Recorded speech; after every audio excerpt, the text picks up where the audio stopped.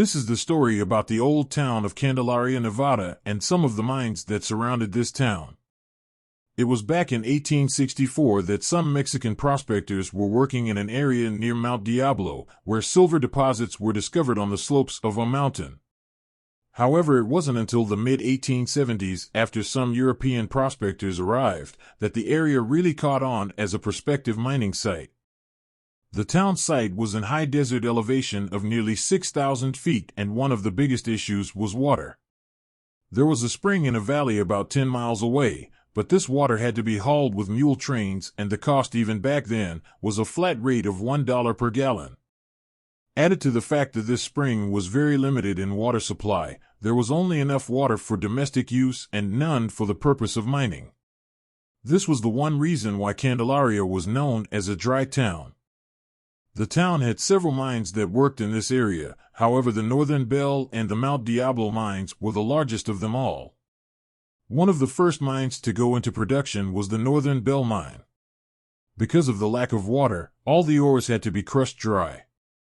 The crushing of ore caused plumes of toxic dust to go everywhere, and soon the entire town and surrounding area would be blanketed in this fine dust. Unlike other camps where a wet milling process was used, Candelaria miners suffered from an extremely high incidence of what was known as miners' consumption, which caused respiratory tract infections and other diseases which often ended in death. Then in 1882, a spur line for Carson and Colorado Railroad was built to the town. This train was able to haul water into the town in large tanks, which in turn was able to be used in the wet processing of ore and help with the dust problems the town had been faced with. With this train service, the town also grew as more people moved in.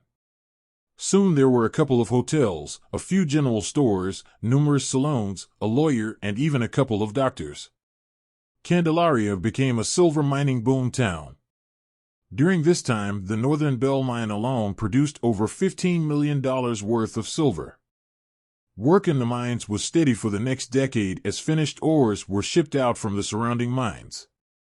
Then the financial panic of 1893 came and dried up capital, and development of the mine ceased.